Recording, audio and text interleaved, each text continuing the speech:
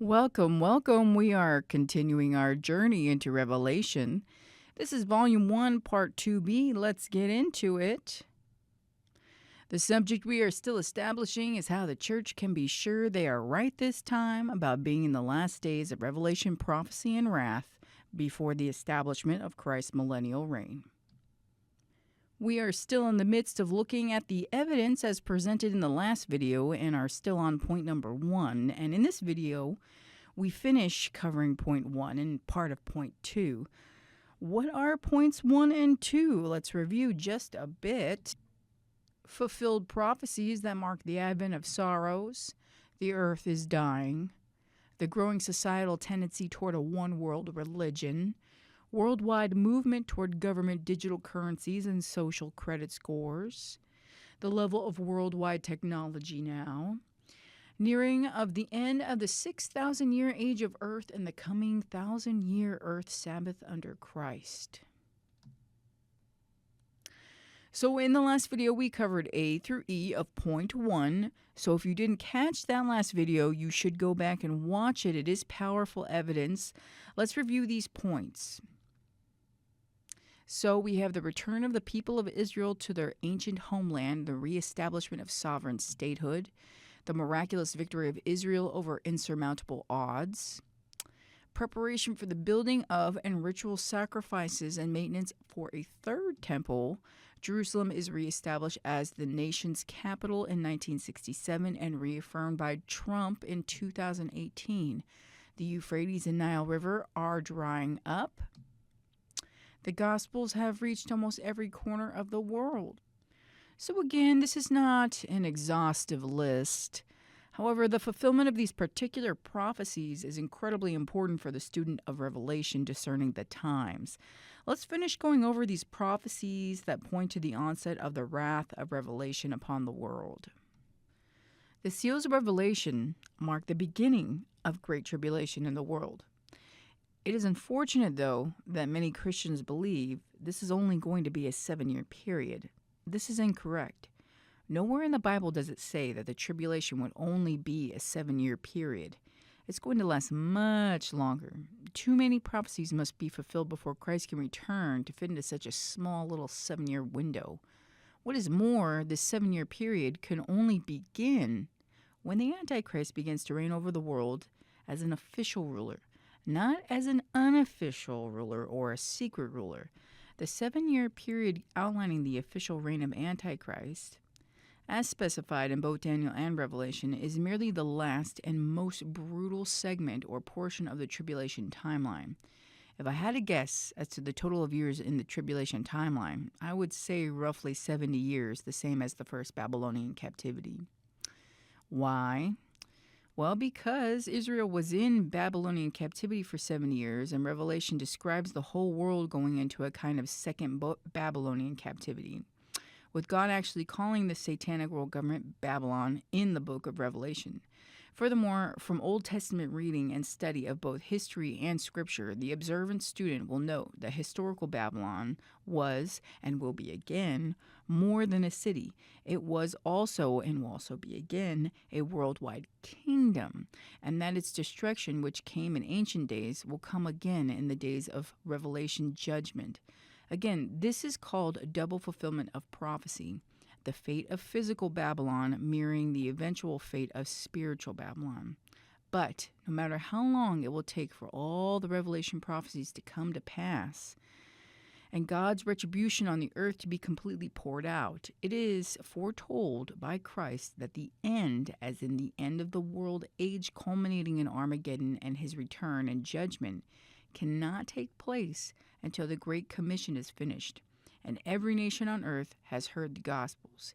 Yet, contrary to popular belief, the Gospel has not reached most of the world, not even close. So how can it be that the prophecies of Revelation have already begun? It is important for Christians to realize, whether man completes the Great Commission or not, the completion of the Great Commission will fully be realized when the angels themselves preach the gospel to the entire world, to all the tongues and all the unique peoples of the earth. According to Revelation 14, this will take place shortly before the return of Christ. And right here in Revelation 14, verses 6 through 7, and I saw another angel fly in the midst of heaven, having the everlasting gospel to preach unto them that dwell on the earth, and to every nation and kindred and tongue and people, saying with a loud voice, Fear God, and give glory to him, for the hour of his judgment is come, and worship him that made heaven and earth, and the sea, and the fountains of water. What is also important to see is that the Bible does not say that the Great Commission must be completed before end time wrath, sorrows, and tribulation can begin. It says that it must be completed before the wrath of Revelation is over and Christ returns to claim his earthly kingdom. In fact, the years of tribulation of Revelation are so much that the Lord has broken them up into several periods, which are as follows: the beginning of sorrows, as per Jesus' description in Matthew 24, which consists of mainly seals 1 through 6, and then those various breaks or quiet periods between some of the instances of outpouring of wrath. Then the first 4 trumpets of the 7th seal, which mark the end of sorrows. Then what the Lord calls the woes, or the last 3 trumpets of the 7th seal. And then the curses of the 7 bowls. And during that 6th and 7th trumpet period, and the bowls period, will begin and encompass the final and most terrible period, the last 7-year period before Christ's return, which will be marked by the official rule of the Antichrist and the presence of the 2 witnesses. Understand, the Antichrist will not just one day appear from thin air, but will be an actual man of the bloodline of David, who will rule in great unofficial capacity before he becomes the official world leader. Anyway, did Jesus mean that tribulation could not begin until the whole world had come into the knowledge of Christ? No. Only that Jesus would not return, and the final judgment upon the earth would not commence until all peoples had had the opportunity to be exposed to the Gospels. Here is a timeline I've put together of the events of Revelation. We will go over this timeline in more detail in another study. I want to reemphasize, the Antichrist will not just appear out of thin air one day and become king. Although his sudden rise to absolute power will surprise many, but not all. It's common sense that as a flesh and blood man, Antichrist will be known from the first by a select group for what he is, and by others not. It is important to be aware that Satan is a real and passionate presence who has spoken openly to his disciples throughout the generations. Do you really think he would not give instruction for how to prepare for the arrival of the son of perdition, his inverse Messiah who will undo the world? Every king has a herald preparing the way, and the Antichrist is no different. The Satanic Church is worldwide and not small. If you have any knowledge of those who run in the Satanic circle, or of those who once did, you would know that Satanists are told much about the coming Antichrist and are in happy preparation. Its active members are in the highest echelons of world government today, and to not see this is to have your eyes shut to public court cases, eyewitness accounts, self-confessions of public authority figures, contemporary laws, customs, social trends, obvious prevalence of pedophilia among the rich and famous, and the seemingly invincible nature of both the drug and human trafficking cartels spanning the globe. No one can tell me that the most powerful governments in the world could not end both these markets in their countries if they really wanted to. Those at the top don't want it to stop. These cartels are only growing in power and prevalence, not diminishing. Finally, the Antichrist is human, and most importantly, as a human, he will eventually become known as a man of the bloodline of David to those Jews who will discover, recognize, and proclaim him as their long-awaited Messiah. Not all Orthodox Jews will accept him, but many will. But long before Antichrist becomes the official world ruler, he will be ruling in an unofficial capacity until his kingdom is fully ready for him. We will discuss the Jewish identity of the Antichrist with verses in further detail later. Okay, back to the Great Commission. It is a contested issue among Christians as to the extent of the world that has been proselytized to. However, it does not appear that most, let alone all, of the world has heard the Gospels. Just over half the world seems to have heard the Gospels, far from a true majority. Missionaries who are currently in the front lines of spreading the Gospels across the world are testifying to running into regions and peoples of various ethnicities who have never heard the name Jesus, and still others who have heard strange things about Jesus but never the real Gospels. And if you don't believe me, you should check out some of these people that are talking about this on the Voices of the Martyrs podcast website. All right, so this may come as a shock to many Christians, but roughly 42% of today's world population has never heard the gospel. That's incredible. Why the confusion about this? While many nations, as defined on a contemporary modern map, have had missionaries visit, this does not mean that all different ethnic groups of that nation were evangelized to. The issue is more complex than what is taken at first glance.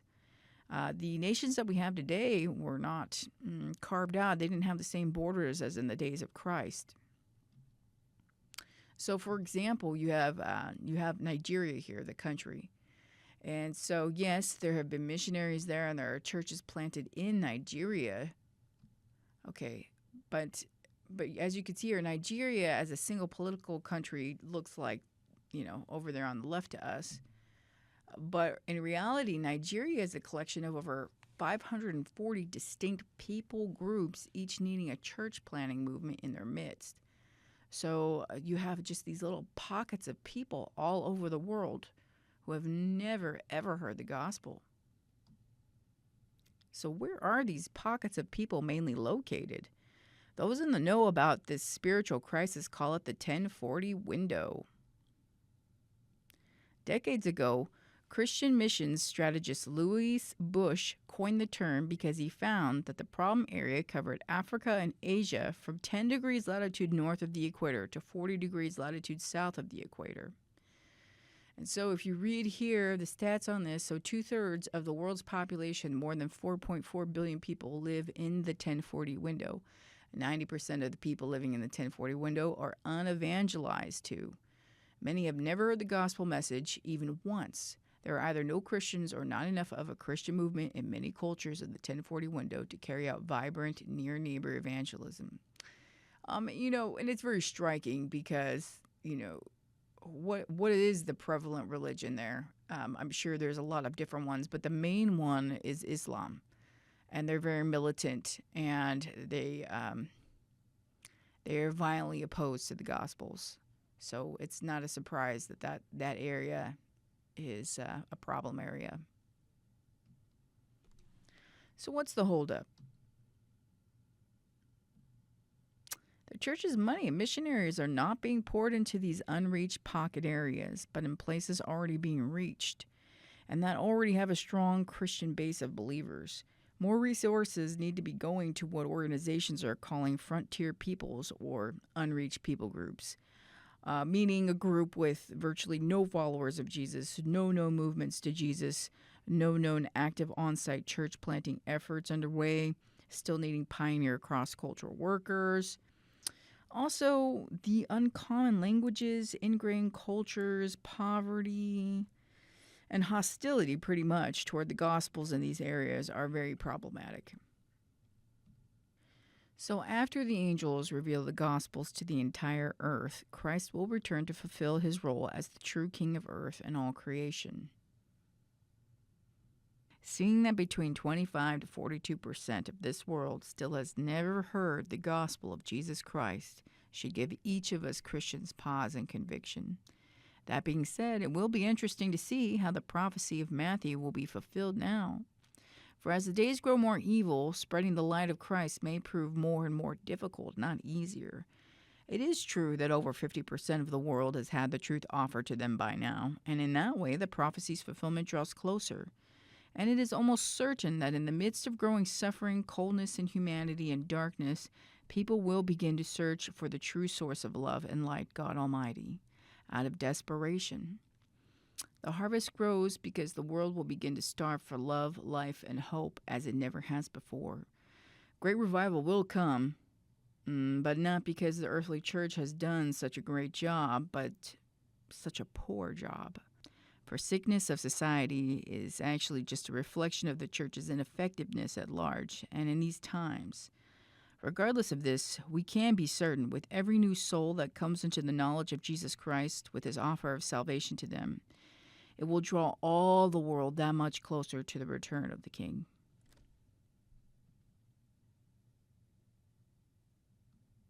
Finally, we get to a very important sign of the times. Point number 2: the earth is indeed dying.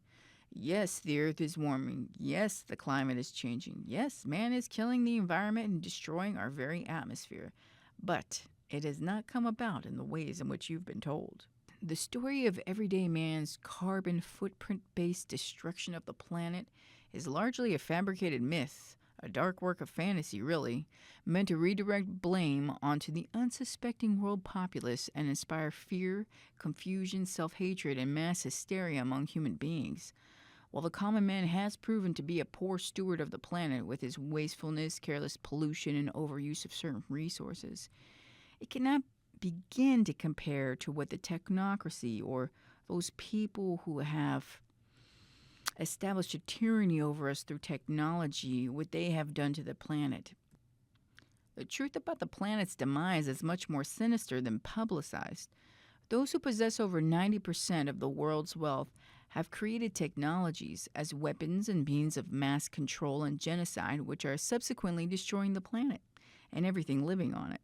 These weapons require great energy from nuclear power and other dangerous sources, as well as millions of tons of toxic nanoparticles to be sprayed into every corner of the atmosphere. This pollution that's killing our ionosphere, soil, oceans, and creatures, clean water sources, and people is a product of the military-industrial complex, working for the wealthy globalist masters, not the everyday man's carbon footprint.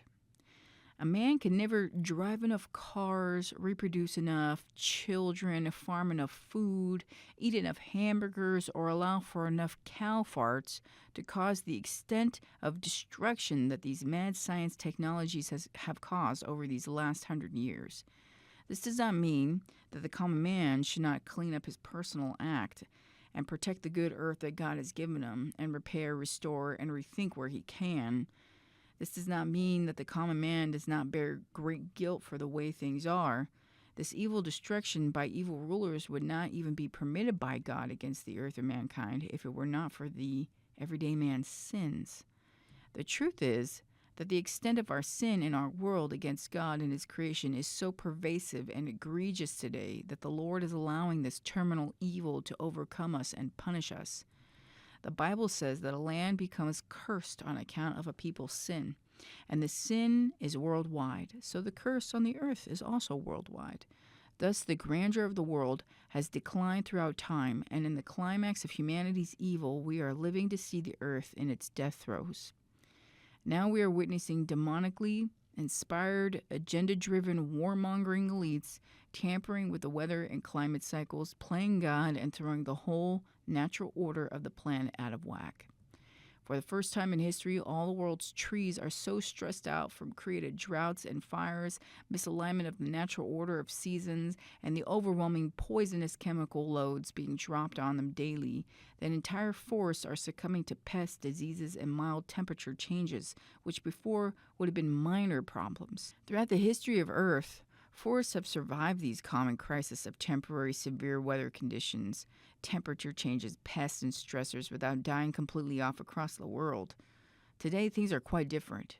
Across the globe, all the major forests are beginning to rot and die off en masse. The kelp and coral forests are also dying, and the ocean and land creatures are following suit. But the great irony here is that while the elites destroy our planet in the process of trying to enslave us, they have the audacity to tell the common man that he is the culprit behind the demise of the planet because they breed and farm and raise livestock and children and eat meat and interact with nature and drive a car or own a house and live a life. This is the lie. The elite broadcast shame and tell humanity they ought to live without freedom and to accept poverty, sterilization, and a fast track to death, all for the sake of Mother Earth. The evil and power take the moral high ground while they destroy us mentally and physically, trying to convince us we deserve our oppression, we deserve our suffering, all the while. If this is true, it is not because we live too much, but it is because we sin too much against God and creation. While indeed she may be offended, Mother Earth is not the God we are accountable to, but to the Lord God of heaven and earth.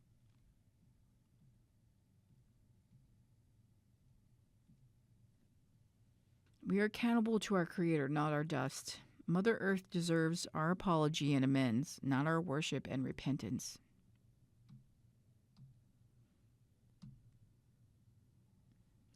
According to Revelation 11, the planet will be all but destroyed by the time Christ returns. Revelation 11:18, the nations were angry, and your wrath has come, and the time of the dead, that they should be judged, and that you should reward your servants, the prophets and the saints, and those who fear your name, small and great, and should destroy those who destroy the earth, that you, Christ, should destroy those who destroy the earth. Not only does Revelation reveal that the planet will essentially be destroyed by mankind by the time Christ returns, but it also explains the end of those who will have destroyed it.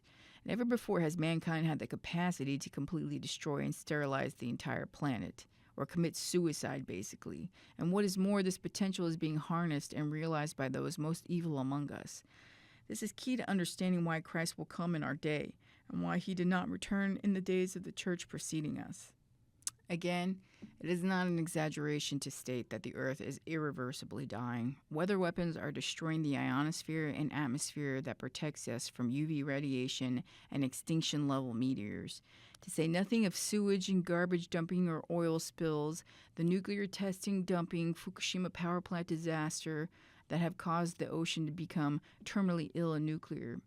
Furthermore, the planet's pollinators, honeybees, are also going extinct from the geoengineering chemicals, 5G energy pollution, and the pesticides. No bees means no food. Finally, because the conditions of the planet are becoming unsustainable for natural life in the midst of this scientific tampering and manipulation, the world powers are also implementing the introduction of genetically altered plant species and crops throughout the earth in the name of sustainability and biodiversity. This spells biological holocaust. Why? Because these tenacious Frankenstein plants have the capacity to hybridize with natural plants around them. They will take resources that would have otherwise gone to struggling natural plants and outlive and outpopulate the natural plants that are no longer able to live in abnormal conditions. These Frankensteins will take over all natural biodiversity until one day, after many subsequent plant generations, there will be nothing natural left developing on Earth. No real plants, no real food for either beast or man. Why do you think Bill Gates and other super wealthy billionaires sponsored companies which have paired with the Norwegian government to create a doomsday seed vault, Svalbard, the biggest heirloom seed bank in the world, stored in one of the coldest and most isolated places on Earth, Norway's Arctic tundra? Inaccessible and prohibited to the public, our supervillain rulers have no intention of leaving themselves without God's good earth and seed. This is a special place. Let's go deeper inside. We have prepared this seed vault for about 4.5 million seed samples.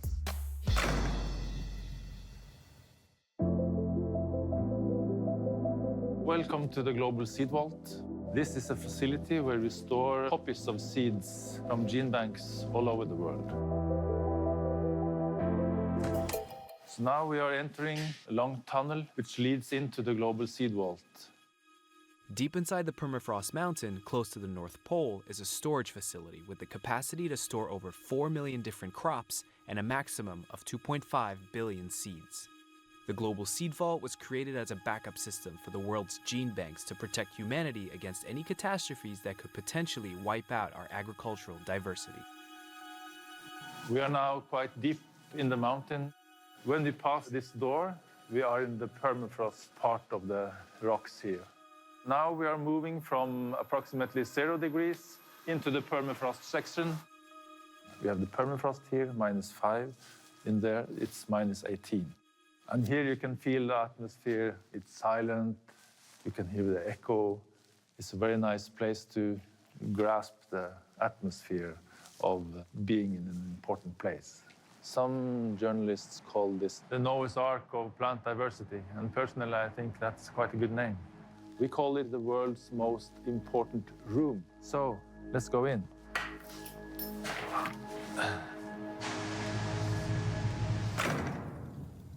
If the humanity can survive, we will need new plant varieties. And the material you need for developing new varieties are genetic diversity. We have seeds from all countries in the world. Kenya, Mexico, India, Peru, Germany, Colombia, Costa Rica, Zambia, Brazil, Australia. Here we have some nice wooden boxes from Tajikistan.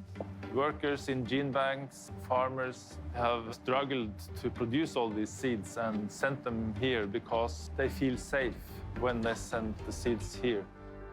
Svalbard is a safe place. It's the permafrost here, so it's frozen even if the artificial cooling fails.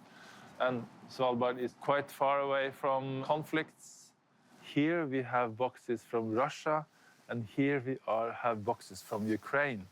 And even if they are enemies abroad, outside, in this seed vault, they cooperate. And here is some wooden boxes made in North Korea. So even North Korea have sent seeds here, and in the seed vault here, international conflicts are cooled down.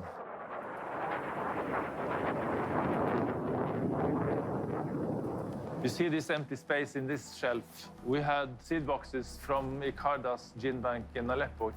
They sent seeds here from 2008, and when the gene bank in Aleppo was ruined, we were able to send the seeds back so they can start creating a new gene bank.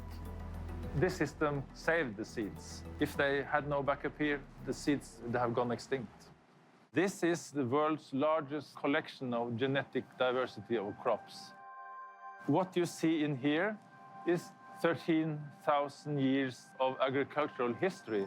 The genes you find in here existed in the natural flora in the Middle East 10,000, 15,000 years ago. And then farmers started to use these plants, and they improved the plants into the crops that we have today.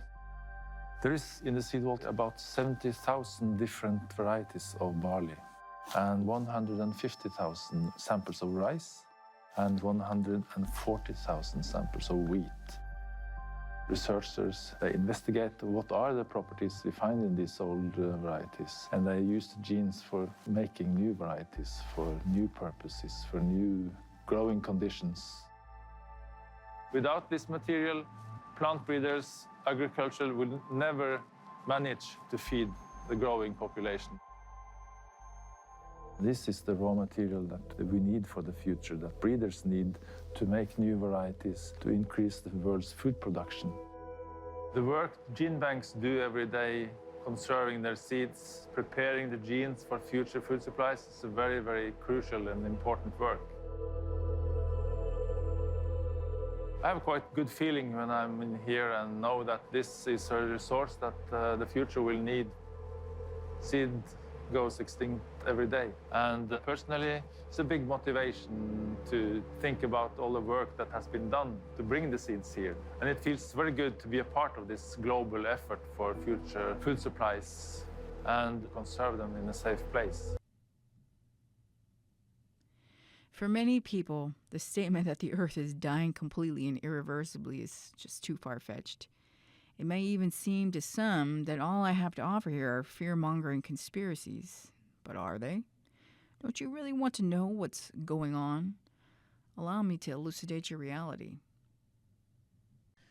We're going to begin looking at the lungs of the earth. It is probably little known by the general public that the ocean's plankton and kelp create between 70 to 80% of the earth's breathable air, while the other approximate 30% is produced by the Earth's trees and forests. What is also little known by people is that much of the forests of both the ocean and the land have already died off over the last decade or so, and are continuing on a fast and irreversible trajectory to complete decimation. It is not just that the trees are being cut down and plankton is being harvested, but there is a growing sickness in these forests. So let's focus on lung number 1 first. The dry land of the earth, since it's where we live. Although smaller than lung number 2, the ocean, the land forests are still vitally important to the survival of humanity and the rest of God's creation on earth. We're going to take a look at some video clips I've strung together. I need to show you what's happening because, as they say, a picture is worth 1,000 words. But before we begin this video montage of the trees around the world dying off en masse, the viewer must be aware of 2 things before watching. Firstly, you will continually hear the phrase climate change thrown around by people. These climate acolytes would like you to believe that because of man's everyday carbon footprint and out of control reproduction and population, the world is becoming excessively warmer as time goes on. They say this will bring us to a tipping point soon, extinction level crisis due to the coming and total destruction of trees and forests. But Satan has a funny way of mixing truth with lies in order to make deception a little bit more palatable. What the viewer needs to understand is, yes, the trees are on a fast track to extinction. Yes, the climate is quote-unquote changing. But no, it is not because everyday man interacts too much with or lives too nearby nature, or because he reproduces too much, or because he likes hunting and eating meat, or growing his own food on a farm. No. In fact, the climate is changing and the trees are dying because world powers are playing God with the weather and technology, as we've discussed before. Geoengineering is to blame for the damaged ionosphere and the choking planet. Therefore, when you hear anyone in these clips mention climate change, they are pointing a finger at you and your ability to live freely, where you please and how you please. You are the culprit. But, in fact, when you hear them blather on about climate change, what you should really be hearing instead is, our masters are changing the climate with technologies that are destroying the atmosphere and all life on the planet. Our masters are changing the weather because they want control. And just look at all the destruction it's causing. Are you afraid? Oh, good, because we are going to use that fear to take your rights from you as we kill your world. Oh, goody. Granted, not everyone who believes in the carbon footprint gospel is evil, just foolish and deceived, but the elites who establish the language and narrative for the newscasters, scientists, environmentalists, and other quote-unquote experts, they know exactly what they are doing, brainwashing to the point of hysteria on a mass scale.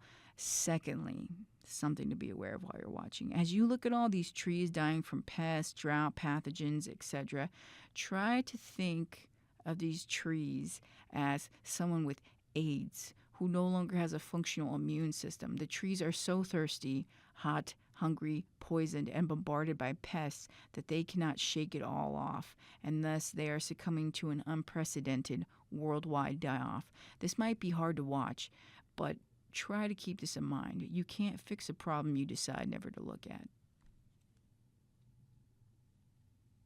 Trees make water. It's the truth. And in this video, I'm going to explain exactly how trees can both create water when they're planted and destroy water when they're removed. So let's start with the simple structure of a tree as a giant net for capturing atmospheric moisture and nutrients. The combined surface area of a tree's leaves or needles, branches and trunks is surprisingly large when you imagine humid air or fog moving through the tree and intercepting each of its surfaces. Atmospheric humidity condenses on every surface of the tree as moist air rolls through. The water is settled out of the atmosphere and collected by the tree. And it's not only moisture that's caught by the tree's net, it's also fine particles of dust, pollen, spores, insect bodies, bird droppings, and more that are all collected by the vast net of the tree's structure. So when moisture is collected by the tree, sometimes in the form of frost when it's cold, it drips off the leaves, bringing all of these atmospheric nutrients with it to the soil level and down into the tree's root zones. This humidity harvested by trees can actually account for a large proportion of the total precipitation that falls on a forest. And then, when the rain comes, the whole surface of the tree is a giant intercept for falling rain. Each raindrop's fall is broken when it hits the tree and splatters into a fine mist, or the structure of the tree itself directs the flowing water through it, down the branches and trunk, dripping through the interwoven network of leaves, washing all the dust and pollen and bird poop gently down into the tree's root zone. The soil below the tree is already spongy from all of the leaf litter and sheltered environment beneath the tree. So the water soaks through the soil sponge and is drunk up by the tree's roots. The tree becomes full of water. Just like the human body on average is 60% water, the body of a tree on average is 50% water, both above and below ground in the root system. So imagine a forest on top of a hill. So with 50% of every tree made up of water, you can think of a forest on a hill as like a lake's worth of water just sitting there. Remember, the total canopy of a forest is intercepting fog, humidity, and nutrient-laden dust. So it's collecting water and nutrients even when it's not raining. Then when it rains, the whole canopy breaks the speed of the raindrops and gently drips the rain where the tree's structure directs it to. And then the spongy soil soaks it up and the roots drink it in. And what's not absorbed flows downhill into the creeks and rivers below. So the hilltop forest moderates the time it takes for water to move through the hill. It slows the duration that it takes the water to move down through the landscape and keeps a big storage of water at the top of the hill in the form of the forest, which will slowly release water over the seasons as gravity pulls it down. But at the same time that gravity is pulling the water down, the tree is also pulling the water up and out of the leaves and back up into the atmosphere through evapotranspiration and evaporation. And it's not just water that's rising up and out of the trees. A forest releases many tiny particles like pollen, leaf dust, bacteria, fungus spores that float up into the air. When these tiny particles encounter moisture floating through the atmosphere like clouds, then the forest particles provide nuclei for raindrops to form around. So we have clouds that have formed from evaporated water over oceans and seas, moving through the atmosphere over land. And then they encounter the air above a forest, which is filled with water vapor and organic particles. And guess what happens when they all meet? It rains. Studies in the Amazon showed that the forest there actually returns 75% of its water back into the atmosphere in amounts high enough to form their own rain clouds. But it's not just the wet tropics we're talking about. Trees in every climate have a partnership with the atmosphere. Trees collaborate with the atmosphere to produce rain and snowfall. And so the clouds that you see move overhead are not just ocean water vapor, they're forest water as well. In fact, forested mountain ranges help to leapfrog water from the coasts to the interior of the continents as water vapor hops from one mountain range to the next. The rainfall in the interior of a continent is dependent on the forests on the coast. So when you remove trees from this cycle through deforestation, you break the system. It rains less on barren land because forests aren't there to intercept the clouds with water vapor and raindrop nuclei. And when you break the system on the coasts, it then has sad repercussions for rainfall further inland. It's called drought. Remember, trees don't only bring water vapor and raindrop nuclei into the atmosphere. They also moderate the flow of water down into the landscape, making it more consistent and steady, because the forest is a giant sponge of water storage. So when you remove that sponge and then the rain falls, the water rushes down off of bare hillsides quickly below and all at once. And down below the barren hills, you get floods in the valleys. So my friends, this sorry state of affairs is what we call the drought flood cycle. And this is where much of the world is today. Long droughts punctuated by short, intense floods. And shortly after the floods are over, the droughts start again. But as I've shown, in many cases, the course to take is obvious. Trees make water. Trees moderate the flow of water. Forests are part of the circulation of atmospheric moisture. It's really pretty basic. Began practicing agriculture around 12,000 years ago. We've cleared nearly half of the world's estimated 5.8 trillion trees. According to a 2015 study published by the Journal of Nature, Much of the deforestation has happened in recent years. Since the onset of the industrial era, forests have declined by 32%, especially in the tropics. Many of the world's remaining 3 trillion trees are falling fast, with about 15 billion cut each year. The Nature study states, in many places, tree loss is accelerating. In August, the National Institute for Space Research showed an 84% increase in fires in the Brazilian Amazon rainforest compared to the same period in 2018. Slash and burn is also especially on the rise in Indonesia and Madagascar. Barring an unimaginable catastrophe, however, there's no scenario under which we would fell every tree on the planet. But imagining a dystopian, Mad Max-style world in which all trees on Earth suddenly died can help us appreciate just how lost we would be without them. So what would actually happen if all the trees died? After the planet's 3 trillion trees vanished, oxygen levels would begin to fall and dioxide levels would begin to rise. However, humans wouldn't notice anything for a while as the Earth takes time to adjust its atmospheric composition. Your stress levels might increase slightly, if not from the state of your garden, then from the fact that trees aren't present to lower your stress-related hormones, cortisol, and adrenaline. Most of the Earth would experience extreme weather events like hurricanes and flooding. With no tree roots to absorb water from the soil, there would be frequent surface runoff. As a result, major floods.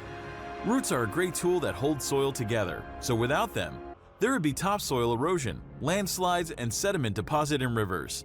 The latter could be detrimental to fish and other lake species.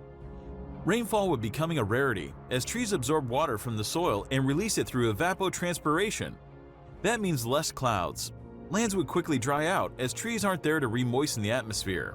Massive erosion would impact oceans, smothering coral reefs and other marine habitats. Islands stripped of trees would lose their barriers to the ocean, and many would be washed away. In addition to mediating the water cycle, trees have a localized cooling effect. They provide shade that maintains soil temperatures. And as the darkest thing in the landscape, they absorb heat rather than reflect it. In the process of evapotranspiration, they also channel energy from solar radiation into converting liquid water into vapor. With all those cooling services lost, most places where trees formerly stood would immediately become warmer.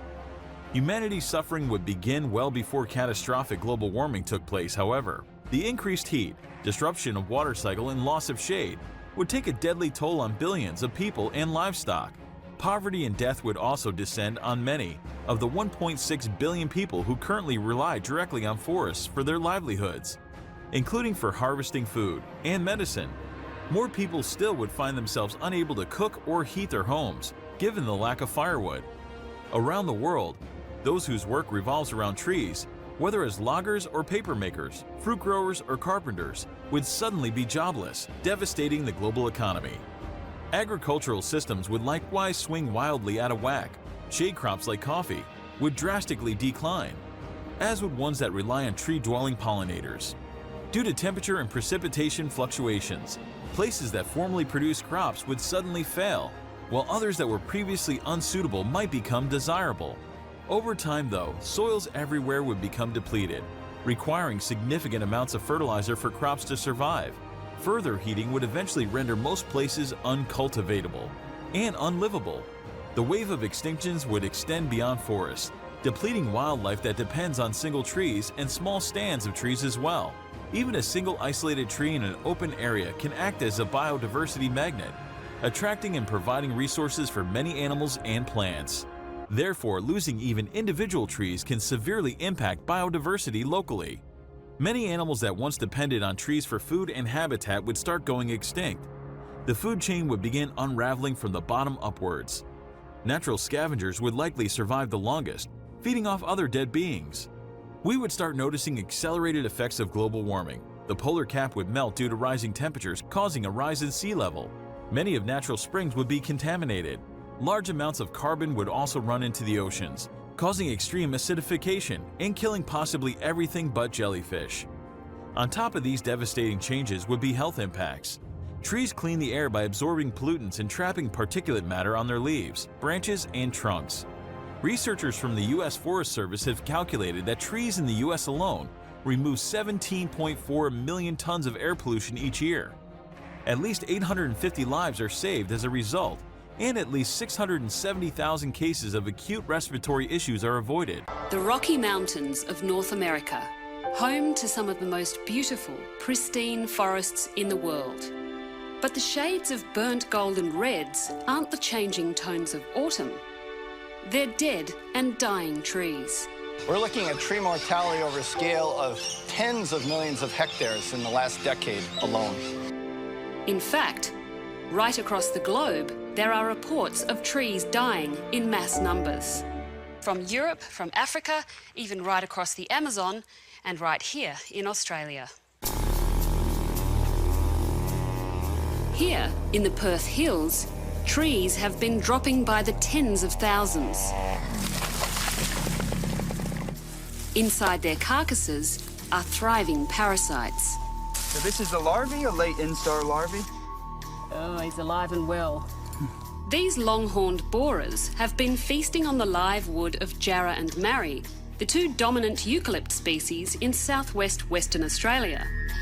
The insect is a native, and until recently, wasn't a problem. The numbers are scary. Where we might have seen 1, maybe 2 per square meter, now we're seeing 50, 60, 70, 80. We've seen even as high as 100. So it'd be 1, 2, 3, 4, 5, 6, 7, 8, 9, 10, 11, 12. 12 larvae came off that one little spot. That one spot where the eggs were laid. And they get larger as they go away. What, because the larvae's actually grown in size as they've ploughed through the wood? Wow. Yep.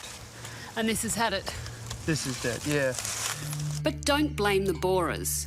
Unable to penetrate the moist wood of healthy trees, these insects are simply opportunists. We don't really know how it acts normally, but we suspect that it goes into dying and dead trees. Last summer provided an ideal feeding ground. This big eucalypt took hundreds of years to grow and died in just a couple of weeks. In fact, nearly every tree you see here died suddenly and at the same time.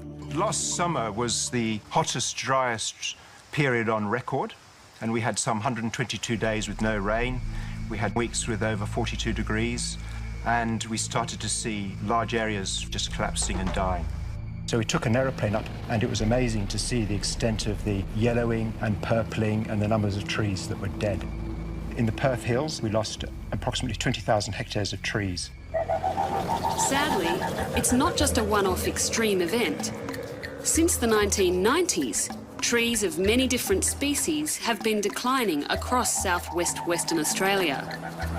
Along the highways, thousands of marri trees are in blossom.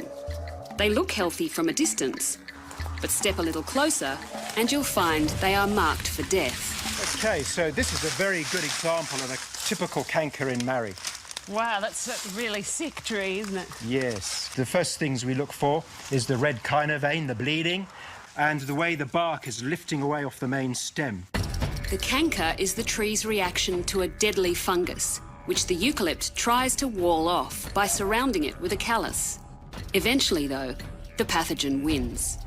If a marri gets a canker like that, does it mean it will definitely die? Yes, this tree is definitely going to die between now and 3 or 4 years' time. If you take a short walk along this highway, you see that marri has a canker, that one has a canker, that one. In fact, most of the marri trees here have cankers. That means that in 10 years or so, this whole place will be unrecognisable. The canker problem is probably the most severe thing that's happening in our forests at the moment. We've never seen it causing these levels of deaths, and now it is. So something has changed. Something has changed too for the tuart trees. At Lake Clifton, south of Perth, their twisted skeletons rise through the peppermint groves. These ones died in the 1990s. In other areas, they are failing to fruit, and the species seed bank is drastically declining. Again, we don't fully understand what's driving these declines, but in some areas we're losing 100% of the trees. Despite many different ailments, there is one obvious common stressor that could explain why so many trees are dying. They are facing higher temperatures with less water. The southwest of Western Australia has lost 15% of its rainfall in the past few decades. average temperatures have increased by just over 0.5 degrees Celsius. Heat waves have become longer, more frequent, and more intense. We haven't seen such scale of damage in the last 50, 60 years, probably in recorded history. These are some of, if not the toughest trees I've ever seen. Now we're seeing conditions that are going outside their ability to cope. US forest ecologist Dr. Craig Allen sees the situation in WA as typical of the trends being observed elsewhere in the world. He's documented over 100 examples of large-scale tree deaths in the past 25 years. We see all around the world in places where there have been droughts, particularly droughts and heat waves, trigger mass waves of mortality. No major forest type is immune. Across the western US, tree death rates have more than doubled in the past few decades. Where I work in northern New Mexico, we see everything from grasses and shrubs to trees dying. Die-off events are quick and dramatic. There may be insects and fungal pests that emerge at that point in time, but underlying it is the physiological stress on the trees that compromises their defenses. You could think of it actually sort of like HIV in humans. HIV doesn't directly kill people, but by compromising our immune systems, it makes us vulnerable to secondary viruses and other things that can kill us. It's similar in trees. The effect climate change may have on our forests is a huge concern. But an even greater worry: how will dying trees affect the climate? In 2005, the heart of the world's biggest rainforest suffered a drought so hot and severe, it turned the Amazon jungle from a carbon sink to a carbon source. A second, once-in-a-century drought happened 5 years later. So what we're seeing in these forest die-off events around the world are trees passing the tipping point of stress, the thresholds of mortality. Unfortunately, we don't know very much about these thresholds at this point. To better understand tree tipping points, Dr. Martin Bader is monitoring several major Western Australian species. This drought-stressed jarrah has instruments placed from the trunk to the outer leaves to measure how water is used across the tree. Okay, this is the canopy. This is where the tree loses most of its water because the leaves are fully exposed to the sun. Leaves lose water via tiny holes called stomata. These need to be opened to draw in carbon dioxide for photosynthesis.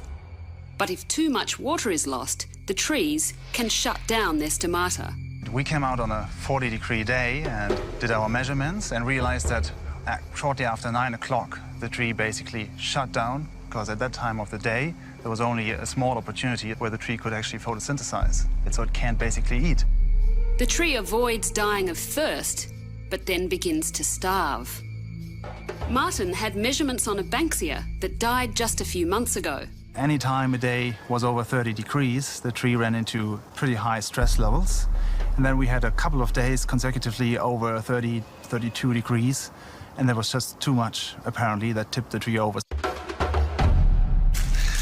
60 to 70% of the banksias died last summer. 60 to 70% in this woodland? Yeah. The she oaks, apparently, last year we thought they died as well, but as you can see, they're all, or most of them are resprouting. Yeah, they've got resprouts. And so do the banksias come back? No, the banksias are all dead. They're gone for good. Almost overnight, this banksia-dominated woodland has shifted to one with mainly she oaks. The implications for nectar-loving birds, insects and mammals are profound.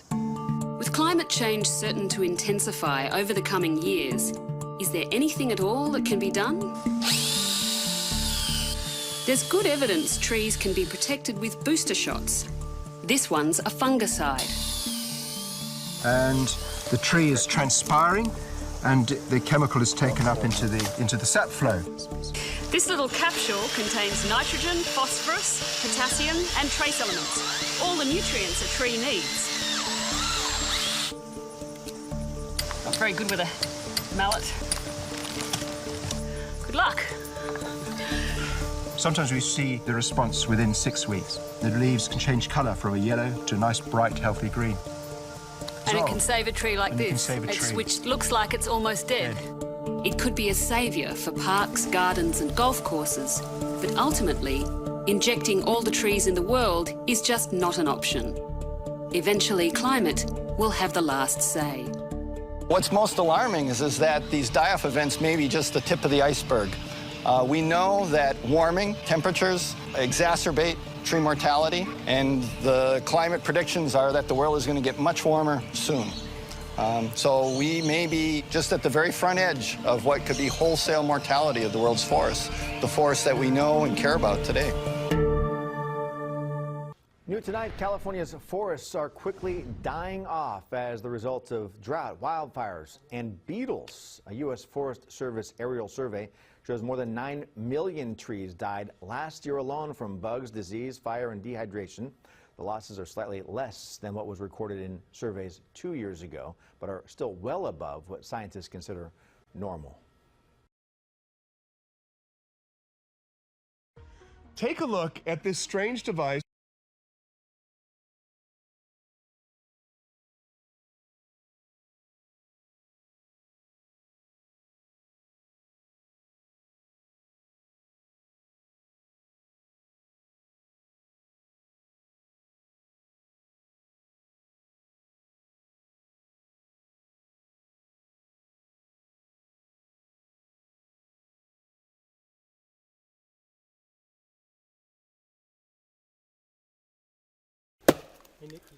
Okay.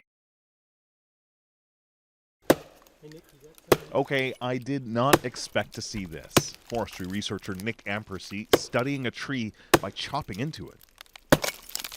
It started out as a checkup. What's that white stuff? So the white stuff's mycelia. That's a fungus? It's a fungus.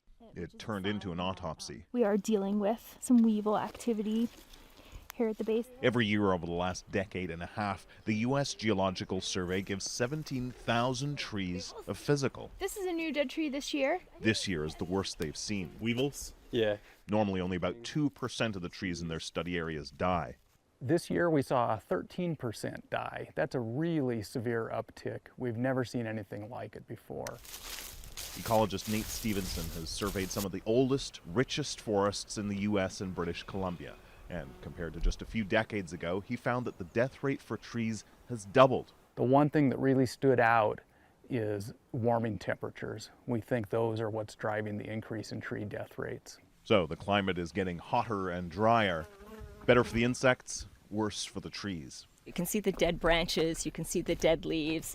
Canadian Naomi Tague has just published a study on die-off in California forests. It's bad here, but she says the problem could get even worse in Canada. A spruce forest in the boreal part of Canada, it's not used to seeing drought, right? So it hasn't developed the same kind of defensive mechanisms to insects. And their researchers found that no tree seems to be immune, including these, the toughest, most drought-resistant trees in this forest. Trees that were 1,000 years old when Julius Caesar crossed the Rubicon.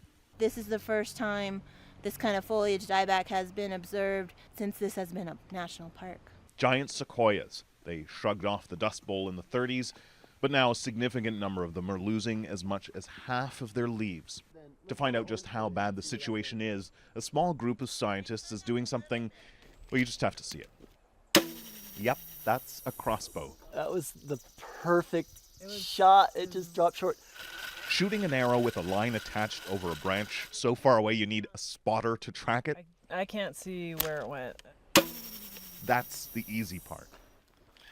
Then researchers have to hoist themselves by hand more than 80 meters up into the canopy just to take measurements and samples.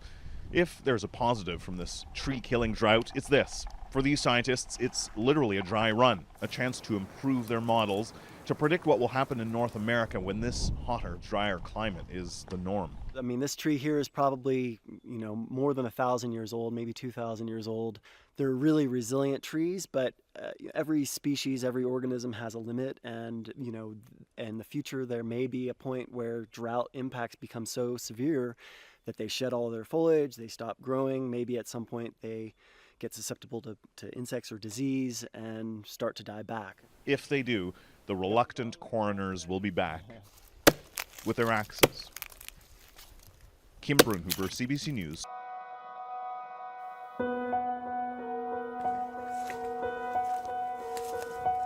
I live in a forest, I work in the forest, I've grown up in forests, and to me this is my whole world.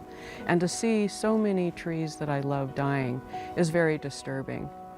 There's no precedence for this in modern times. The Rocky Mountains rise as the backbone of America, stretching from New Mexico to Montana and beyond. Today, this iconic landscape is changing in ways so profound it will transform the region for generations to come. The forests are currently dying at a rate that we have not observed in at least 500 years. Vast expanses of trees, once green and lush with life, now rise as brown and gray stands of skeletal snags. In the last 15 years in the U.S. alone, an area of forest larger than Colorado has perished. Spring's coming earlier, and that means we're losing our snow faster. Summer's hotter. Warmer temperatures are allowing bark beetle populations to build, and not only that, survive much better. And at the same time, is stressing trees, which allows the beetles to kill the trees more easily. Once they get started, they can kill millions of acres of trees, and that's exactly what they've done. Through our research, we know that climate change is having a big impact. Without a major shift in climate, none of this could happen. From the white bark pines of the northern Rockies to the quaking aspens of Colorado to the pinyon pines of New Mexico, trees throughout the range are in dramatic decline. And those same hot, dry conditions set the stage for another rising threat: wildfires. The average number of large wildfires each year is growing rapidly, and the wildfire season lasts more than 2 months longer than it used to. The fires have been so big, so much larger than any we've know of in the history of this landscape, that they've completely transformed the landscape from forest to shrublands. The pinyon forests are already experiencing a wipeout that we think is unprecedented, and the future doesn't look bright. Western North America has seen its share of mountain pine beetles over the years, more than its share during a current outbreak of unprecedented scale. Now, scientists believe a warming climate may help these forest pests reach virgin territory on the east coast. Starting with Alberta, this turf is now open to beetles because winters rarely reach 40 below anymore. That's a temperature barrier that dependably contained the bugs west of the Canadian Rockies in past decades. There was essentially a place on the map, you can almost draw a line, that shows where the winters tended to hit -40 for sometimes north of that line, and south of that they don't. And so that was one constraining factor, and that's being pushed further north and further east. And then also having relatively cold summers. There's a couple pockets in BC where cool summers kind of limited the development of the beetle. And those pockets are changing in their shape because of climate change and becoming more suitable, climatically suitable for the beetle. Similarly, east of the Rockies, I think climate suitability is changing there as well. Not that the woods north of Edmonton are now balmy by our standards. They're just slightly cozier for larvae growing under pine bark. We still do get little pockets of substantial cold that are extended, that last long enough to have some overwintering mortality on the beetles, but as a blanket, it doesn't happen anymore. There's a absolute change in like average temperature, but the lengthening of growing season, of temperatures that on the average would be maybe only a degree or a degree and a half C, can really make a difference in the life cycle of the mountain pine beetle. And it's really a threshold event. Our models would predict that if you gradually warm temperatures, you might not see any impact at all on the beetle until all of a sudden conditions would become very favorable for the beetle. Red needles on evergreens are the telltale signs of a recent bark beetle attack. Usually within a year or two of death, these trees will shed their needles and the forest goes gray. Bark beetles are native to western North America, and in normal conditions they struggle to make a living by burrowing into the oldest, sickest trees. Occasionally flare-ups spread wider when the forest and climate conditions favor the bugs. Beetles use the trees as nurseries to feed and protect their young. Each July, when they're ready to breed, adults fly to new trees and burrow through their bark. Working with the tree's chemicals, they produce a pheromone that attracts other beetles to help them overcome the tree's defenses.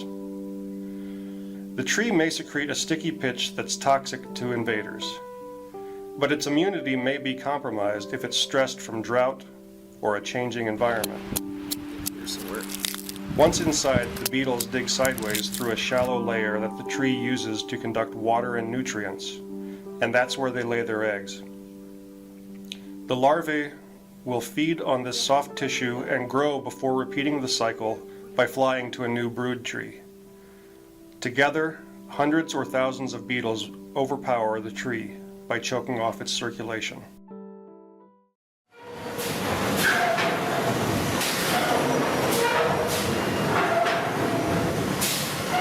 Lodgepole pine is big business in Canada.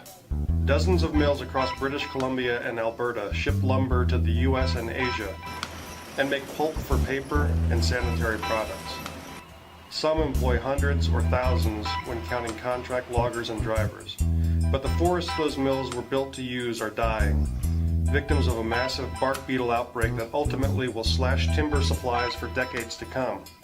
The governments in both provinces have entrusted the timber companies to help stall the beetles or to divert them from precious assets, like city water systems.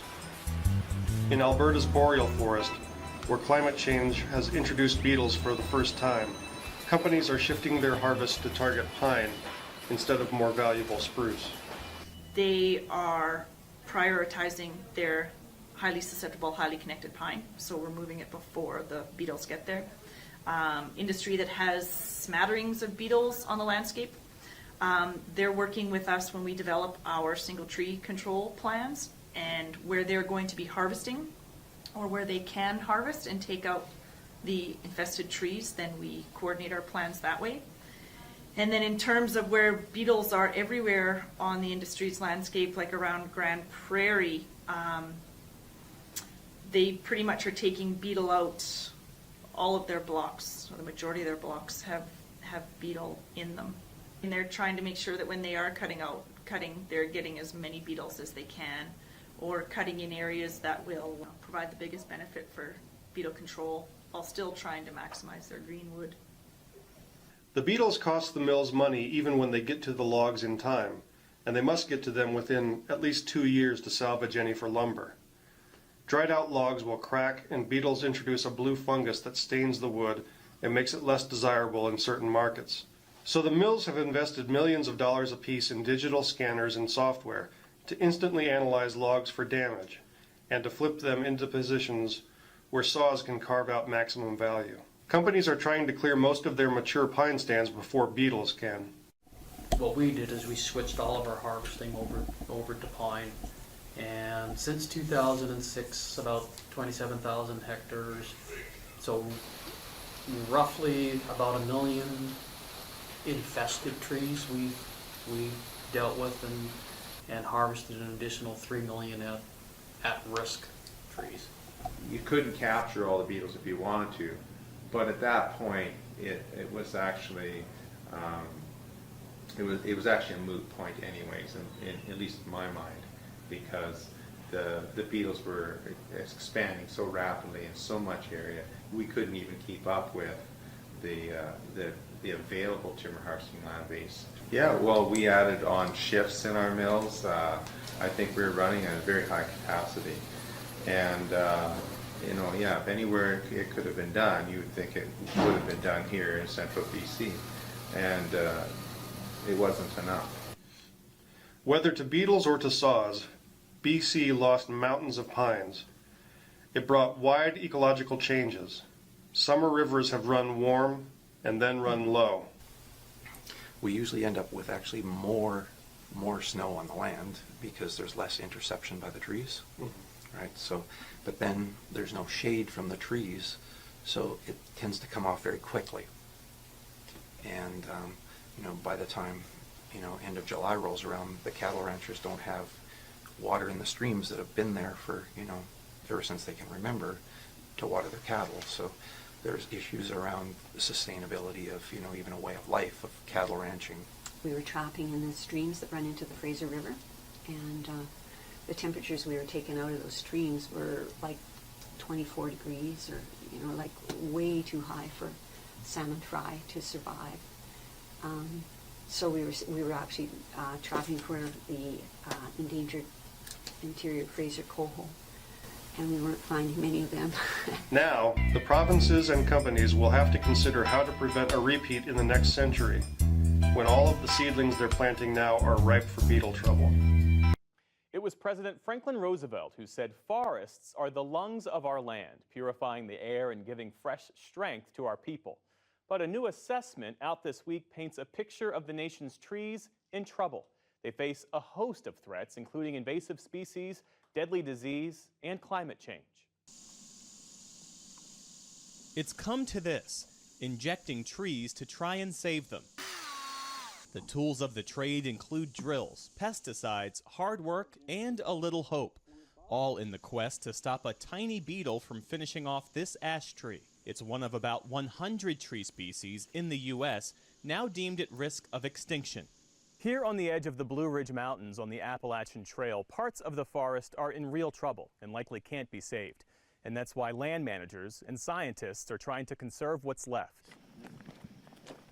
Two of them were our guides for the day, deep in this Virginia forest. Ron Hughes is a land manager, and Johnny Townsend is a botanist for the state. Just walking through the forest so far, I've seen more dead ash trees than I've seen healthy ones. At least visually, for a person who comes around and knew the place as they once did, they're going to see about half of the trees gone that they knew. Not long ago, you couldn't see the sky under the canopy of trees here. Now there are gaping holes. This forest's black and white ash trees are under attack from the emerald ash borer beetle. It's killed it over the last 6 or 7 years, and a lot of the places where the borer has been, the trees have died and either fallen down or they're standing sort of skeletons. And when you say places where the borer has been, you can actually see it here. The larvae go inside under the bark and form these what we call galleries, these sort of U-shaped squiggles around in there, and they gouge out just enough of the growing layer and the nutrient layer conducting of the tree that they choke it off, and eventually the thing dies, sort of starved to death. And across the country, the ash isn't the only tree in trouble. Without trees, our ecosystems are broken.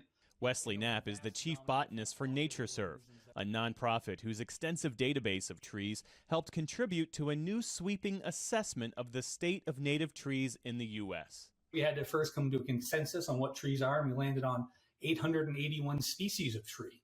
So there's quite a diverse group of organisms, because each species tells its own tale and interacts in nature in its own unique ways. The study found 11 to 16% of native trees are in danger of extinction, and invasive species and disease are the biggest threats, followed by climate change, severe weather, logging, and agriculture. I don't think we fully understood how big of an effort it would be. Murphy Westwood at Chicago's Morton Arboretum spent the last 5 years working on this first-of-its-kind study.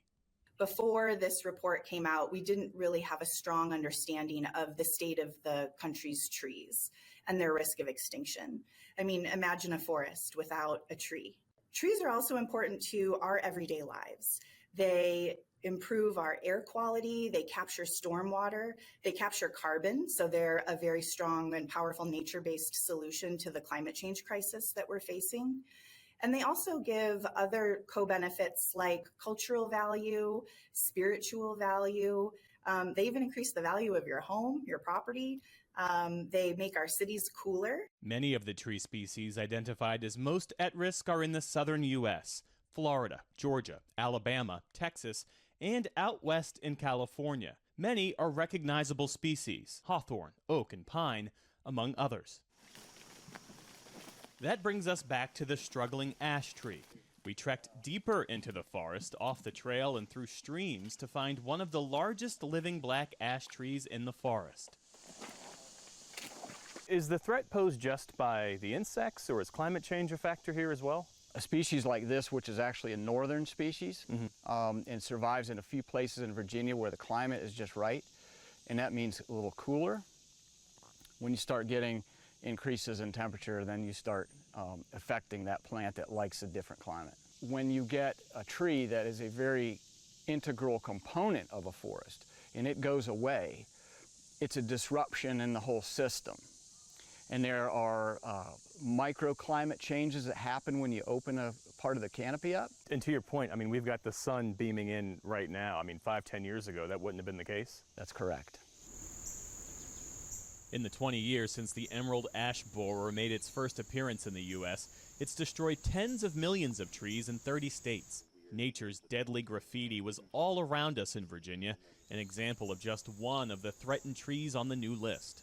This is about prioritization of our limited resources. I'm very hopeful that something that seems like maybe an academic exercise to figure out what the rare trees are will yield on the ground meaningful conservation action. I know there's a lot of battles out there, a lot of tough ones, but that's the challenge of the job.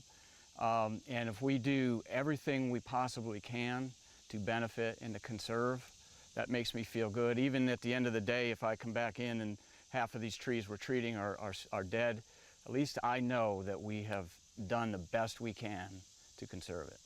And deep in the forest, that conservation work goes on, one tree at a time.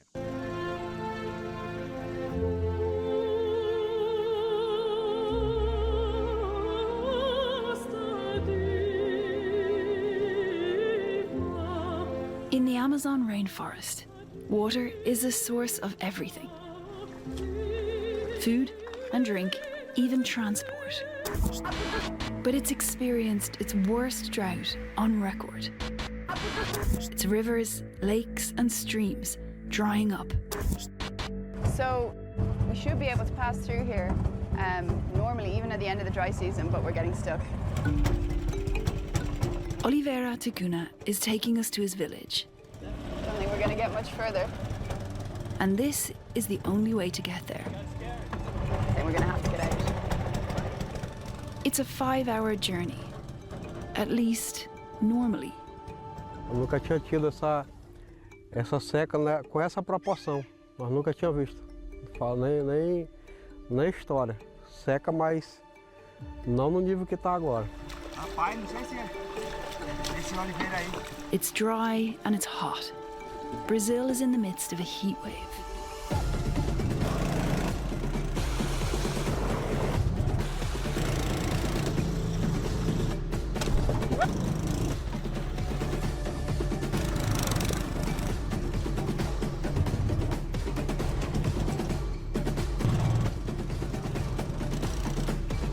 That's supposed to be the hardest bit, but we'll see.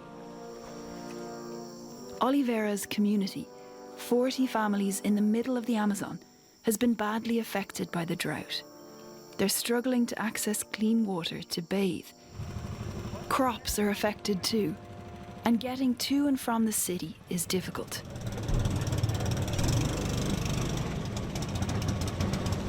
I think that's the end of the line.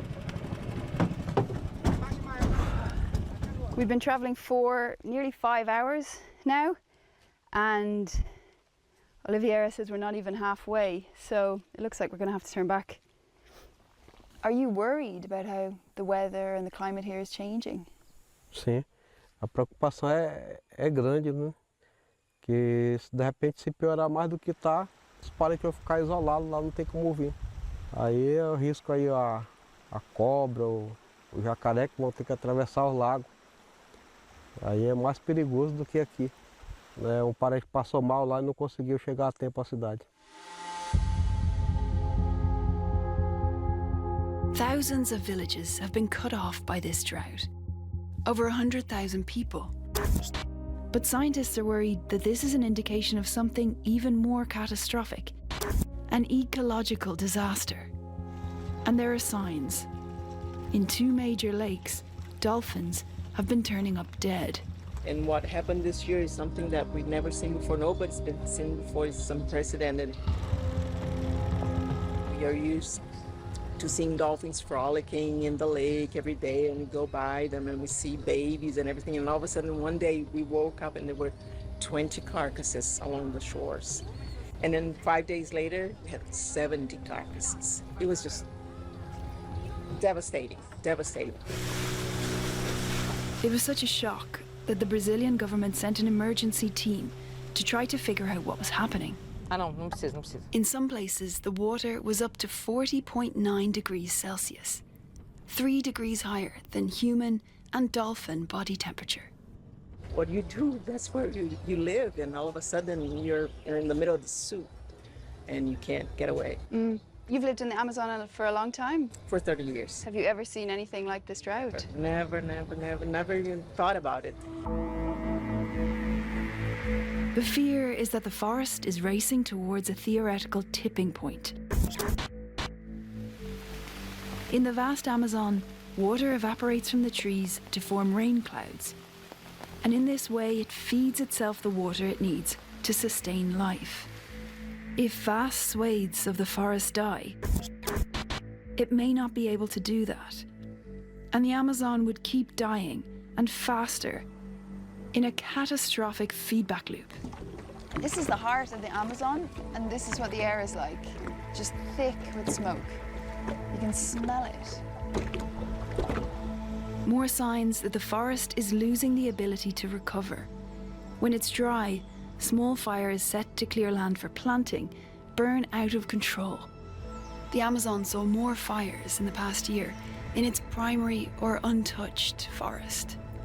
We have lots of fires. If you can see in the morning, you can hardly see anything here because it's so smoggy, and we can actually feel it. We've been coughing a lot. Scientists, have been saying for years that this was going to happen to the Amazon in 2030, 2050, just getting worse and worse, and that we were going to be like savanna, which is the dry areas. But I never expected to see it, and this dramatically. And it was just too quick, it happened just like that. And you didn't think it would happen in your lifetime? No. We live in the water. We depend on the water to drink, to bathe, to travel, for everything. And the water is much less.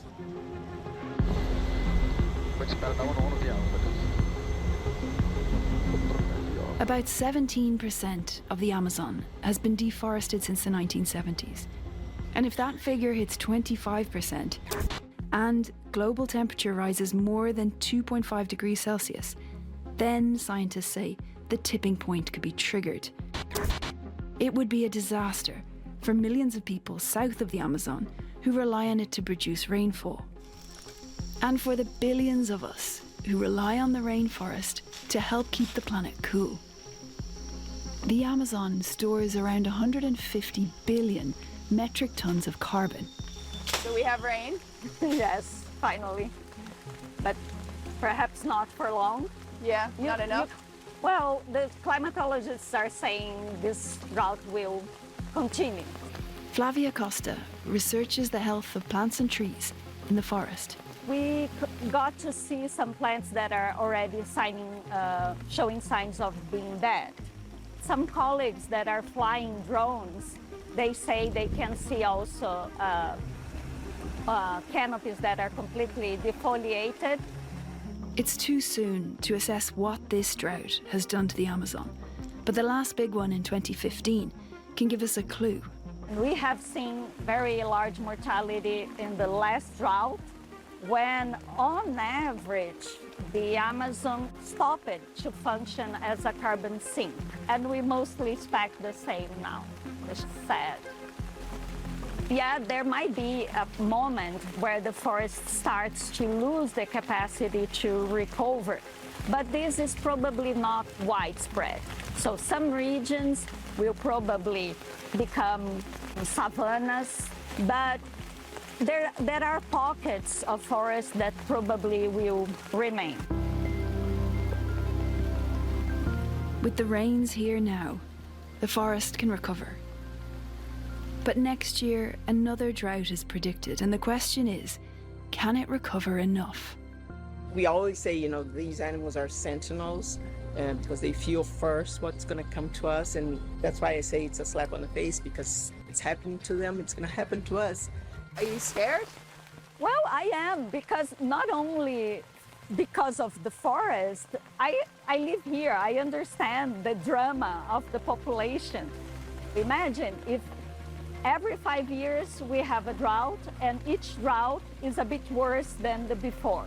Then the forest may really not stand, and we might see this tipping point faster than what we were expecting. E a gente entende que muitos culpados disso somos nós, que não nos atentamos para isso, não buscamos defender nossa mãe terra, que hoje está gritando por socorro pelos seus filhos, somos nós. Examine the struggle to save the world's largest rainforest. The Amazon is an ecological wonder full of rich biodiversity teeming with different species, but one of those species, humans, are altering its centuries-old landscape. Our Matt Gutman traveled into the heart of the rainforest to see the crisis firsthand and to meet the people on the ground who are trying to make a difference. It was so apocalyptic that at first it was hard to comprehend. We're in the heart of what should be the pristine Amazon, and right over our shoulders is a sandstorm. That is just mind-boggling. We've driven out with conservationist Paul Rosalie to survey one of the largest strips of gold mines in Peru, carved right out of the forest. Everything you see around me is part of what's called La Pampa. Until just a couple of years ago, all of this was pristine Amazon rainforest. But hundreds of gold miners were given concessions here, turning this into a vast desert that stretches for mile after mile. Wind that used to be buffered by thick forest now whips up the sand from these dunes. This wasteland is in the Madre de Dios province of western Peru, considered the most biodiverse spot on the planet. Conservationists say that legal and illegal gold mining is part of a trio of scourges that is killing the Amazon. The other two are logging, which is stripping the Amazon of its massive timber, and agriculture, which uses slashing and burning to turn rainforest into field and pasture. There is alarming news that the Amazon is now a net contributor of carbon dioxide, with an estimated 17% of it destroyed just in 2020. This massive ecosystem is now perilously close to a tipping point beyond which it cannot recover. Peru ranks 5th in the world for primary rainforest loss. Neighboring Brazil is number 1. It's President Jair Bolsonaro allowing the rate of deforestation to soar to a 12-year high.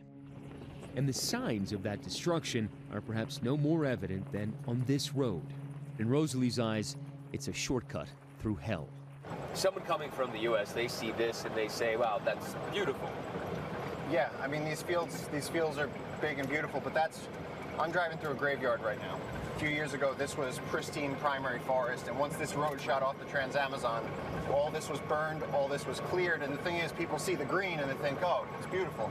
Now, this used to be a rainforest. All that biodiversity, the monkeys, the jaguars, the insect life, everything is gone, and now we have cows, because this Amazonian soil is incredibly sterile. There's no nutrients in it, and so you get one good year of farming, and then all it's good for is beef. And just a few miles down that bumpy road, another pasture being born by fire. The intensity of this heat is almost unbearable. You can see how much forest it's destroying right now. This is all from logging. You can see they've been logged here. They're burning these on purpose to clear the land, wow, after logging it.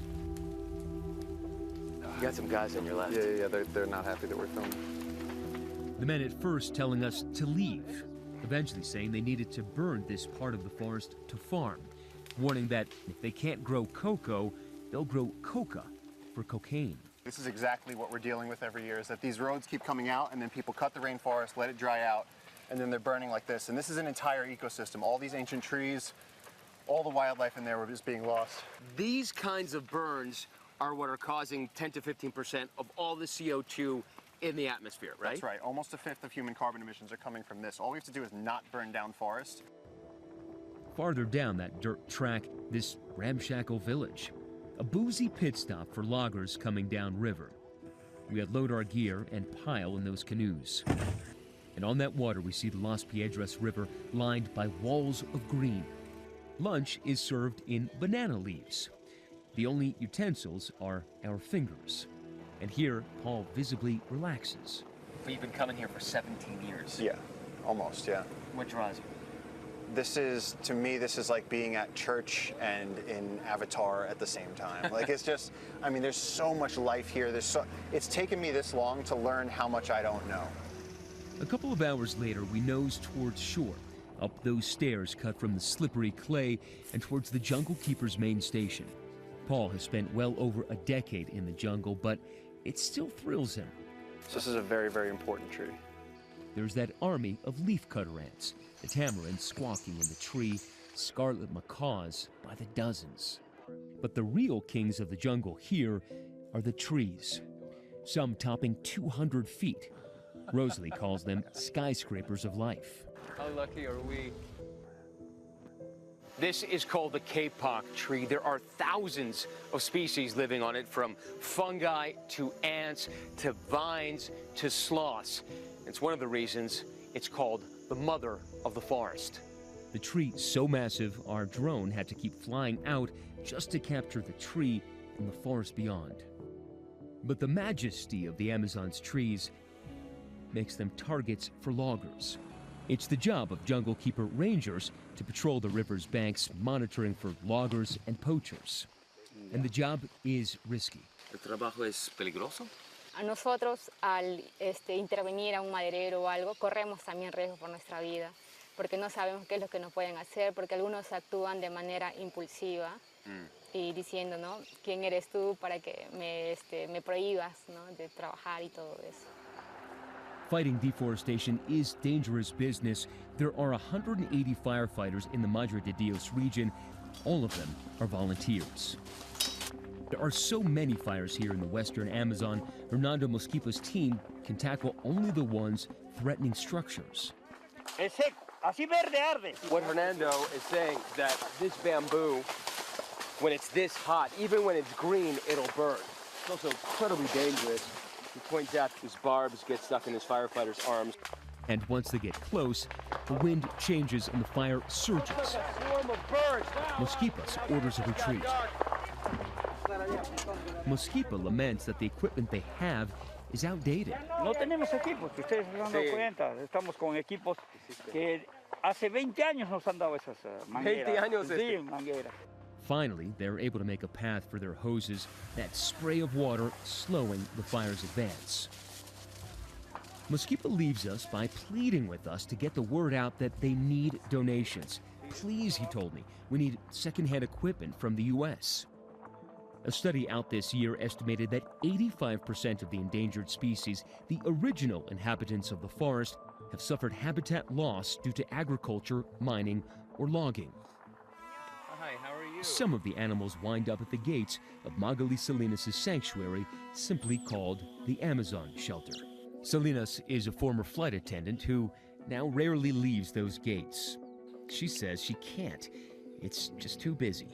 Yesterday I received one and I received another one. She currently has 70 animals here. Releasing them is complicated. Animals can only be released to parts of the forest from which they came. And for most rescues, that's impossible to know. The Jungle Keepers believe that if humans are the problem, they must also be the solution. There's more life here than has ever existed. So every single acre here, every inch of this place is so crucial to protect. Everyone on Earth, whether you like nature or not, depends on this system. An ominous shadow lurks over the German forest. From above, it resembles the early days of autumn. But in fact, these trees are doomed.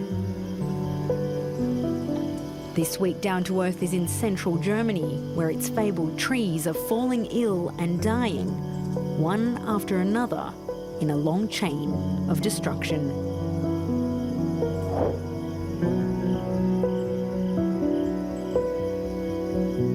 Also wir sind Friederike und Jörg von Beime. Ich bin Förster, mein Mann ist Landwirt und wir bewirtschaften unseren Wald hier selber. Das ist die größte Forstkatastrophe seit über 200 Jahren, die wir hier erleben. In den letzten 1,5 Jahren eine Wahnsinnszusammenfassung von Ereignissen gehabt, angefangen mit dem Sturm im Januar, erhebliche Trockenheit die letzten beiden Jahre. Zu der Trockenheit kam der Borkenkäferbefall.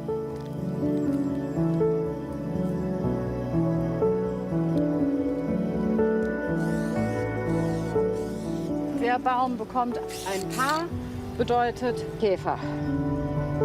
Ein Käfer reicht aus, um diesen, sobald er sich eingebohrt hat und sich Eier gelegt hat, schafft der Baum es nicht zu überleben.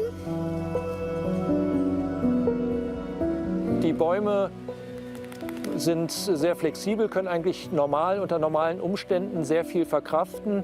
Nur das war einfach zu viel für die Bäume. Mit dem Sturm und dem Käfer haben wir in den letzten 1,5 Jahren 60 Hektar Freifläche entstanden. Also wir wissen nicht, wie viel Geld uns genau verloren gegangen ist. Natürlich kann man dann nicht mehr schlafen die Nächte. Und wenn man in die Vergangenheit zurückguckt, gibt es durchaus jetzt schon die Aufzeichnung, dass die letzten Jahre immer weniger geregnet hat und auch wärmer war. Also eine Veränderung in den Klimadaten ist zu erkennen. Und wenn man den Vorhersagen glauben darf, wird das mehr. Und das heißt, wir sind hier direkt vom Klimawandel betroffen damit.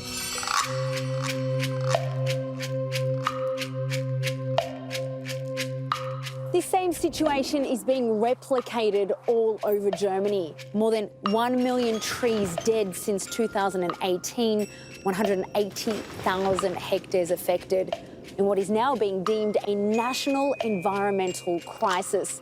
Already the military has been called in to assist landowners, and authorities have pledged more than 800 million euros in emergency funds. The scale and speed of destruction catching Germany off guard as the effects of climate change arrive here at their doorstep.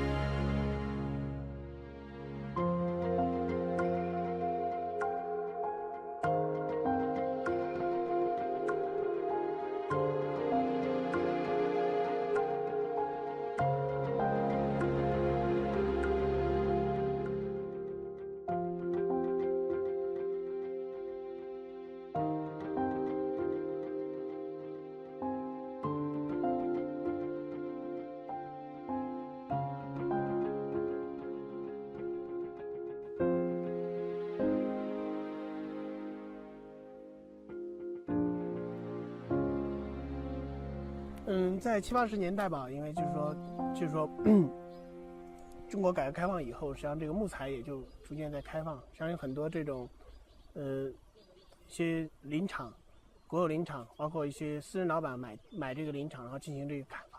实际上一直在98年之前，这种整个的这个西南山地这些森林面临着一个很大的一种威胁，就是说受到砍伐的威胁。随着这个砍伐呢，这个森林下边的这些野生动物也遭到很大的一个破坏，所以就是在98年之前，实际上这个就是说这种像我们周边这些林子很多都是已经被砍完了的，实际上是后边就是说98年之后又开始这种退耕还林和各个方面又开始逐渐的恢复起来。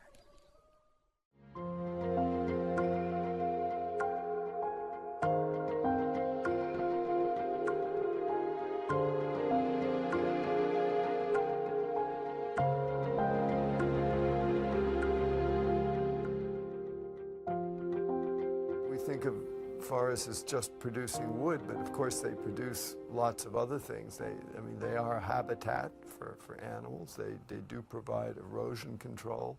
One kind of tree shelters another kind of tree, another kind of plant. And of course, forest products. There's an enormous array of forest products that stretch from paper, to chopsticks, to building materials, to other kinds of things that don't seem directly connected. Once forests were to a significant degree protected by inaccessible regions, and now with the building of roads, particularly in the Tibetan foothills, forests have become much more accessible, and so more trees have been cut down. The Great Green Wall of China is the largest afforestation project in the world, with over 66 billion trees planted in an effort to combat the expansion of the Gobi Desert. China has been fighting against desertification since at least the 1950s after a long period of unsustainable growth. Around 27% of the country is covered by deserts, and in the year 2000 the Gobi Desert was estimated to be expanding at a rate of 10,400 square kilometres a year. With farmland rapidly becoming desert and an ever-growing population, it was clear that a future famine was inevitable unless immediate action was taken. So in 1978 the Chinese government drew up a plan, a wall of trees around 4,500 kilometres long built to block the expansion of the desert, while also shielding against sandstorms and offsetting the country's carbon emissions.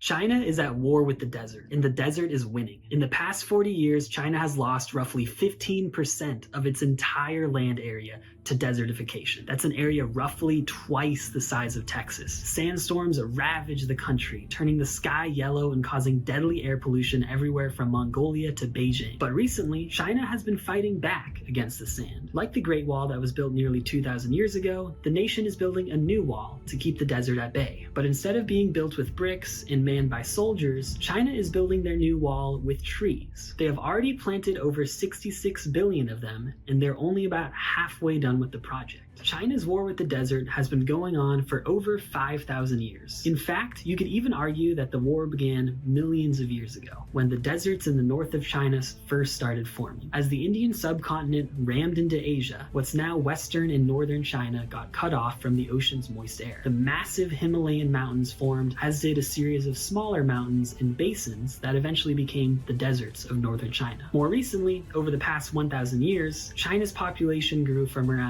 60 million people to 1.5 billion people, around a 25x increase. All these people need to farm and raise livestock to eat, and eventually they've started using some natural resources faster than those resources could regenerate. In the mid-1900s, when China was industrializing, communist leader Mao Zedong led 3 great cuttings, periods of mass deforestation in China. This created more farmland to feed its growing population, and the extra wood was used to power steel furnaces that were key to the country's industrialization. Of course, it also set the stage for deserts to grow, and the growth of deserts in turn causes sandstorms. Northern China sees periodic dust storms that blow deadly sand particles into the air, shutting down schools, grounding flights, and turning the entire sky orange. Besides simply losing cropland to the desert, China is losing lives to the desert. Cutting down trees isn't the only way that China caused this ecological crisis. China has 175 million sheep within its borders, more than any other country. Locals raise these sheep in the dry northern regions of China, where the environment is too harsh for other livestock to thrive.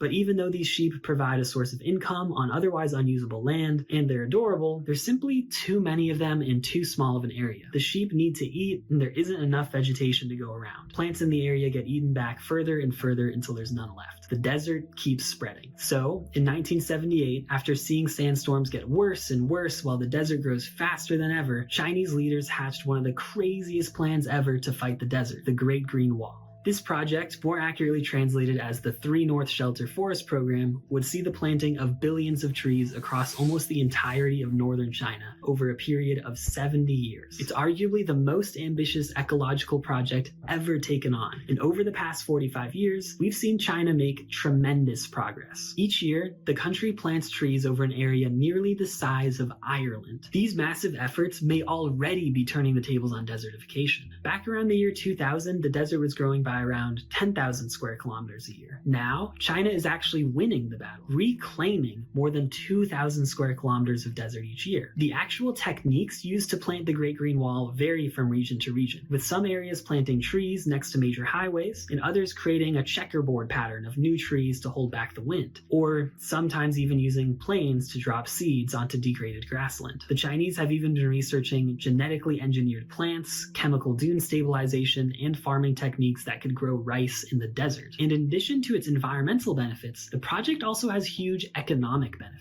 Local community members are employed to plant and take care of trees, and over time, some of the wood is harvested and can become an ongoing revenue stream. China even has a national tree planting day where every able-bodied citizen is encouraged to plant several trees each year. On the surface, it seems like the Great Green Wall has been extremely successful and could save China from its rampaging dust storms while also drawing down a huge amount of carbon dioxide. But is it too good to be true? The reality is many of the trees that are planted die. In fact, in some areas, not even a single tree survives after being planted. Even though experts are trying to choose the hardiest, most drought-resistant trees they can find, it's hard to grow a tree in the desert. But China needs to take care of these trees, not just put them in the ground. You might rightly wonder, is it even possible for these trees to survive long-term, or will they eventually suck all the water out of this area? China needs to focus on quality over quantity if this project is going to survive for hundreds of years. Most of the new forest China is planting is monoculture, meaning only one species of tree is planted in an area. This makes the forest very vulnerable to pests, diseases, and any variation in the climate. In fact, in the year 2000, 1 billion poplar trees in northwestern China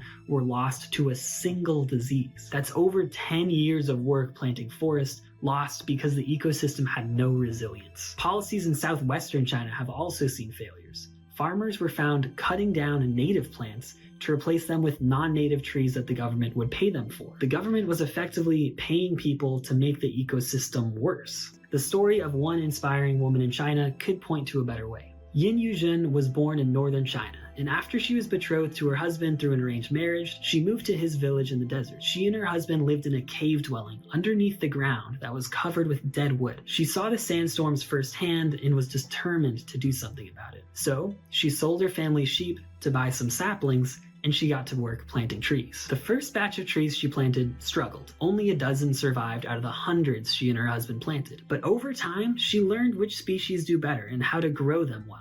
Over the next 3 decades, Yuzhen went on to turn over 4,700 hectares of barren land into forest, an area roughly the size of Manhattan. Desertification is a massive problem, and as humans, we have to act as stewards of our ecosystems and planet to ensure a thriving future.